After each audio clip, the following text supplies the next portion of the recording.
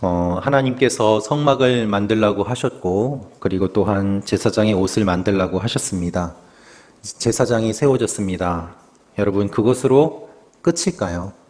제사장이 거룩하게 되고, 또한 하나님께서 제사장을 세우신 그것으로 제사장의 모든 역할이 끝입니까? 그렇지 않습니다. 제사장의 목표는 거룩이 아닙니다. 거룩하게 되는 것이 목표가 아니라 그의 목표는 사역을 하는 것입니다. 하나님께서 맡겨주시는 일을 감당하는 것이고, 거룩하게 되기 위한 것은 사역을 위한 준비인 것이지요. 사역을 위한 과정인 것입니다.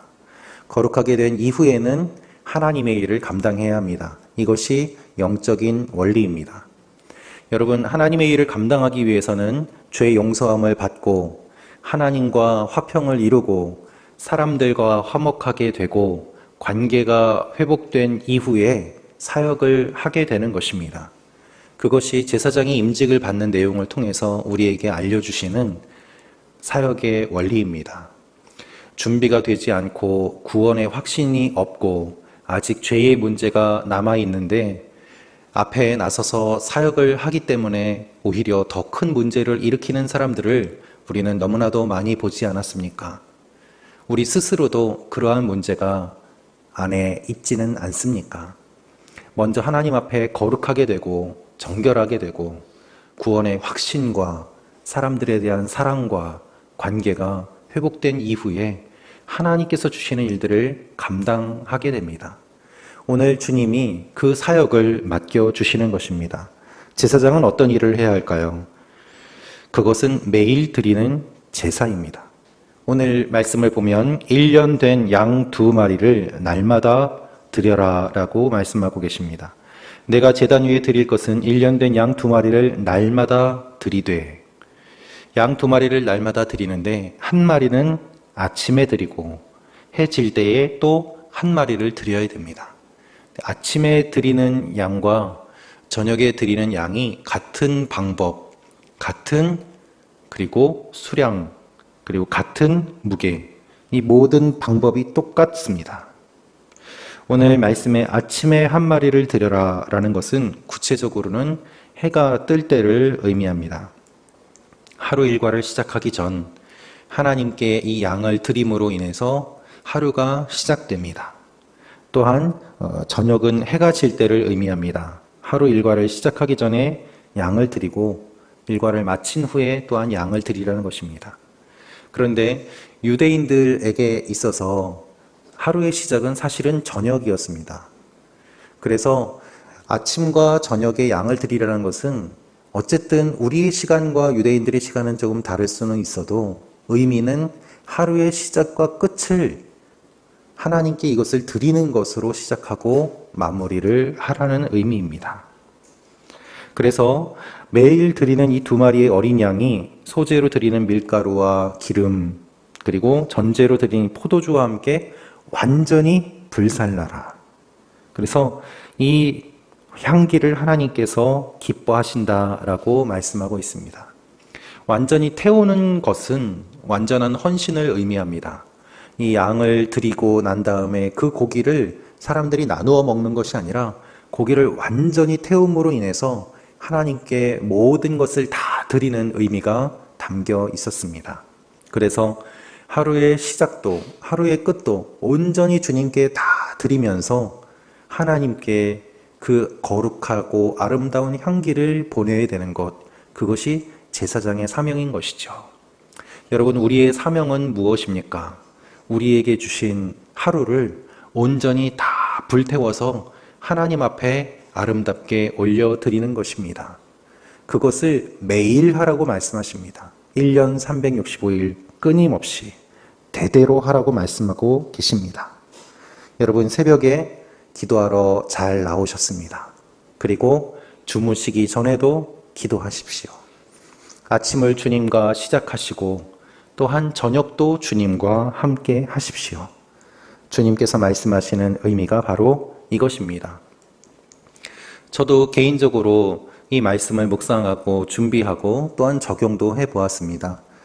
제가 매일 큐티한 것을 유튜브에 올리고 나눔을 하고 있는데 아침에 올리고 또 아침에 큐티하고 새벽에 설교한 것들을 올리는 일들을 했는데 이 말씀을 준비하다 보니까 저 개인적으로는 정말 저녁에도 필요하겠구나라는 생각이 들어서 짧게라도 다시 오늘 하루를 어떻게 보내는지 묵상하고 그것을 나누는 것들을 해야 되겠다 생각하고 시작을 해보게 되었습니다.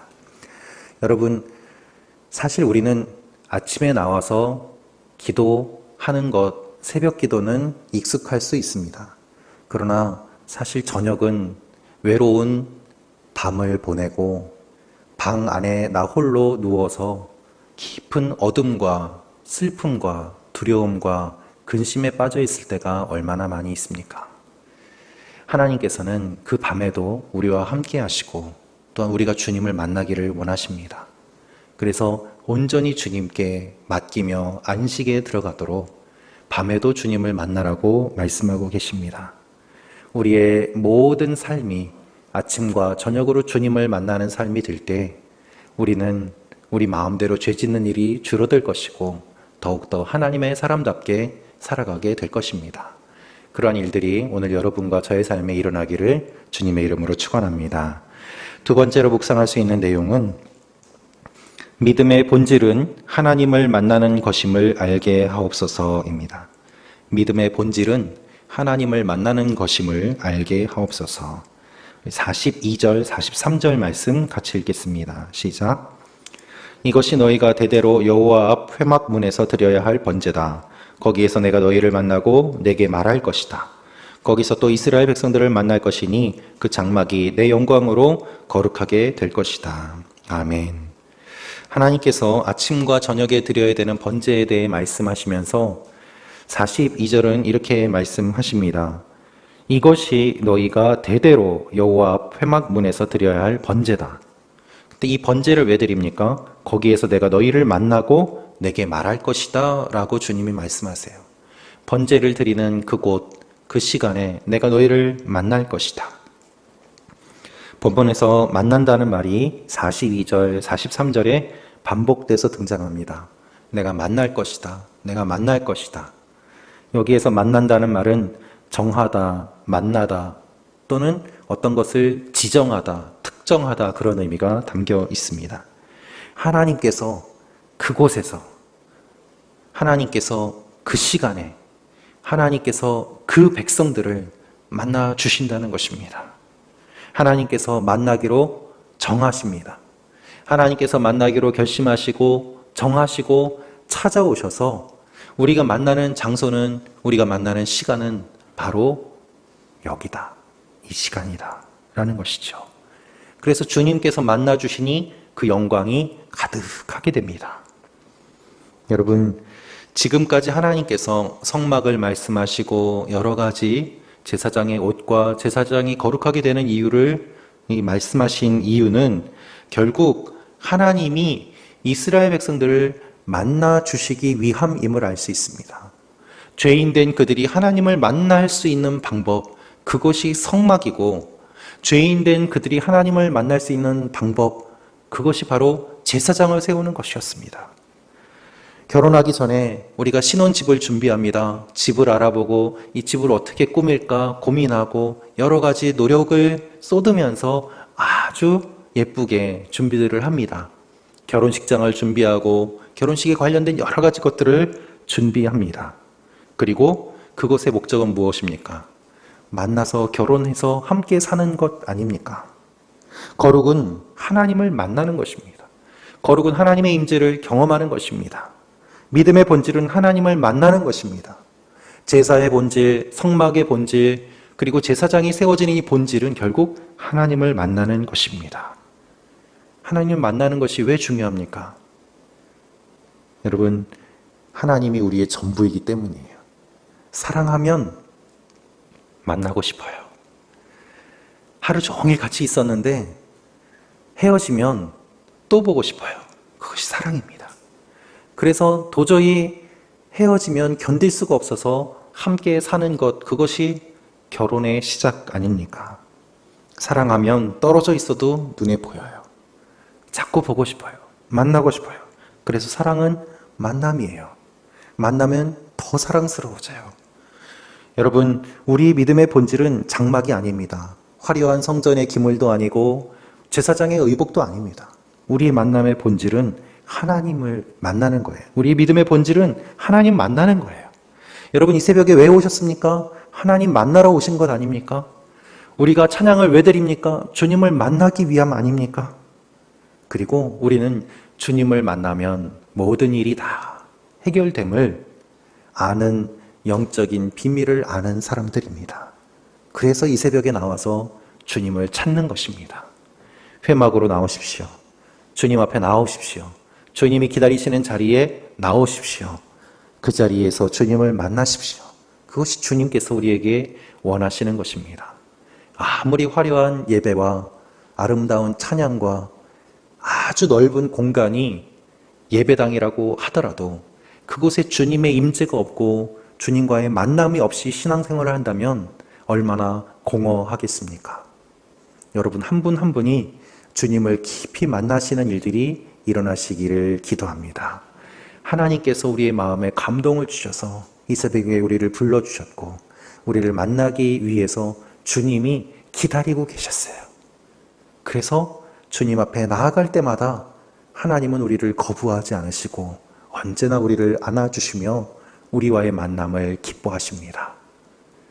오라 우리가 서로 변론하자. 너희 죄가 주홍같이 붉을지라도 눈과 같이 희게 될 것이다. 어떠한 모습이라도 그대로 받아주시는 주님 앞에 이 아침에도 그대로 나아가시는, 그래서 주님을 깊이 만나시는 여러분과 제가 되기를 기도합니다. 세 번째로 묵상할 수 있는 내용은 하나님이 우리의 하나님이 되심을 알고 담대하게 하옵소서입니다. 하나님이 우리의 하나님이 되심을 알고 담대하게 하옵소서. 우리 46절 말씀 같이 읽겠습니다. 시작.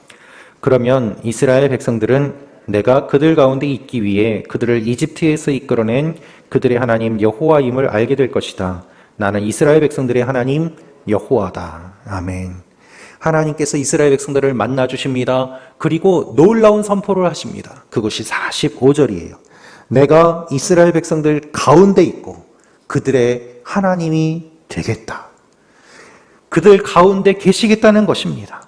그리고 이 말씀 그대로 광야 생활을 하는 가운데 이스라엘이 이동할 때 12지파가 각각 이 성막을 중심으로 이동하고, 그리고 진을 칠 때도 역시 네 사방으로 각 지파들이 성막을 중심으로 진을 치고 자리를 잡았습니다.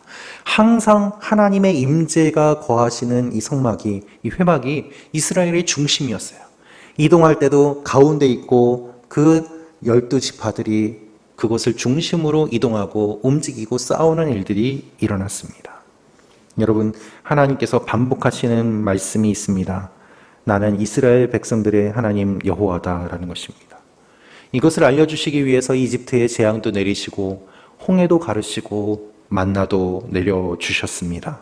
그리고 제사를 알려주시고 성막을 만들라고 하시고 그리고 만나 주시는 것입니다. 결국 이스라엘의 하나님 여호와이심을 알려주시기 위한 것이었어요. 그래서 우리는 담대할 수 있습니다. 하나님이 이스라엘을 낳으신 거예요. 내가 너의 아빠야. 내가 너의 하나님이야. 이 말씀을 하시는 것이죠. 우리가 자녀를 낳을 때 어떤 일을 합니까? 자녀가 태어나기 전부터 막 열심히 준비합니다. 입을 옷을 준비하고 누울 자리를 준비하고 신을 신발을 준비하고 자녀에게 필요한 용품을 준비합니다. 아직 태어나지도 않았는데 벌써 5살, 6살이 돼야지 쓸 수 있는 그런 용품들을 막 예쁘다고 사서 모으는 것이 부모의 마음이에요. 그것이 힘든 노동이 아닙니다. 기쁨이에요. 왜요? 사랑이기 때문입니다. 그래서 자녀가 태어났을 때는 부모가 기쁨으로 그 눈물을 흘리면서 자녀를 맞이하죠. 내가 너의 엄마다. 내가 너의 아빠다. 그 만남에서 감동의 눈물이 흐르는 것입니다. 지금까지 하나님은 이스라엘을 낳기 위한 진통을 하셨어요. 백성들을 이끌어내시고 물이 없다고 원망하고 먹을 것이 없다고 불평할 때 다 어르고 달래면서 여기까지 인도해 오셨고, 그리고 이제 하나님께서 그들의 하나님이 되심을 선포하십니다. 나는 이스라엘 백성들의 하나님 여호와다. 내가 너희를 이집트에서 이끌어낸 것을 너희가 알 것이다. 지금까지는 모세와 몇몇 사람들이 나를 만났지만 이제는 내가 너희 가운데 있어서 너희 모두가 나를 만나게 될 것이다. 그래서 너희의 하나님임을 너희가 알 것이다. 주님이 이 말씀을 하시는 것입니다. 여러분, 하나님은 멀리 계신 분이 아닙니다. 하나님은 성경에만 기록된 분이 아닙니다. 하나님은 남의 하나님이 아닙니다. 그 하나님이 나의 하나님이라는 고백이 터져 나올 때 나의 삶에 변화가 일어나고 새 생명이 흘러들어요. 성경에 기록된 하나님, 2000년 전에 돌아가신 예수님의 십자가가 단순한 역사적인 사실이 아니라 나를 위해 돌아가신 그 놀라운 은혜의 사건임을 내가 경험하게 될 때 나의 삶이 변화되고 깨어지고 거듭나게 되는 것입니다. 그래서 하나님은 내 하나님이에요. 내 하나님. 제가 중학생 때 예수님을 만나고 너무 기쁘고 좋아서 다른 사람이 예수님 이야기하는 것이 막 싫었어요. 내 하나님인데, 내 예수님인데, 네가 예수님에 대해서 얼마나 알아? 왜 내가 사랑하는 예수님이 네가 얘기를 해? 막 이 정도였어요. 여러분, 하나님을, 주님을 뜨겁게 사랑하십니까? 그렇게 눈물 흘리며 주님을 꽉 안으셨던 적이 언제이십니까? 바로 오늘 이 새벽이 되시기를 축원합니다. 어떤 분은 그런 말씀하세요. 우리 작은 아버지가 목사님이세요. 나는 모태신앙이에요. 우리 친척 중에 누구 신학자 교수님이 계세요. 여러분, 그것과 여러분과 무슨 관계가 있습니까? 본인은 예수님을 믿지도 않고 그리고 기도도 하지 않고 주님을 개인적으로 만나지도 않았다면 그것이 무슨 관계가 있습니까? 그래서 주님은 우리 모두의 하나님이시지만 나의 하나님이 되시는 것입니다. 그래서 여러분 한 분 한 분에게 찾아오시는 하나님, 여러분이 그 하나님을 만나실 때 하나님께서는 여러분의 삶에 놀라운 일들을 이루어 가십니다. 그래서 우리가 만나는 하나님이 각각 다 다른 상황과 환경에서 주님을 만나지만 내가 만난 그 하나님이 우리의 하나님이 되심을 고백하고 또한 우리의 하나님이 나의 하나님이 되심을 고백할 때 이 교회는 신비한 생명이 흘러넘치는 거예요. 내가 만난 하나님을 나눌 때 저분도 그것을 알고 그리고 서로 그것을 나눔으로 말미암아 마치 온몸에 피가 돌듯이 하나님의 은혜가 계속해서 흘러나가는 것이죠. 그럴 때 교회는 건강한 공동체가 됩니다. 우리가 함께 예배 드립니다만 아직 주님을 개인적으로 만나지 못한 분들도 계십니다. 그래서 우리가 예배 드릴 때마다 이 예배를 통해서 그분이 주님을 만나도록, 아직 하나님을 모르는 분이 주님을 만나고 변화되는 일들이 일어나도록 기도하며 나아갈 필요가 있습니다. 매 예배 때마다 주님은 놀랍게 역사하시고 매 시간마다 주님은 우리를 만나 주시기 때문입니다. 이 아침에 하나님을 나의 하나님이라고 고백하심으로 말미암아 주님과의 관계가 더욱더 뜨거워지시고 깊어지시고 하나님의 사랑으로 충만해지시는 시간이 되시기를 기도합니다. 우리 함께 같이 기도하겠습니다.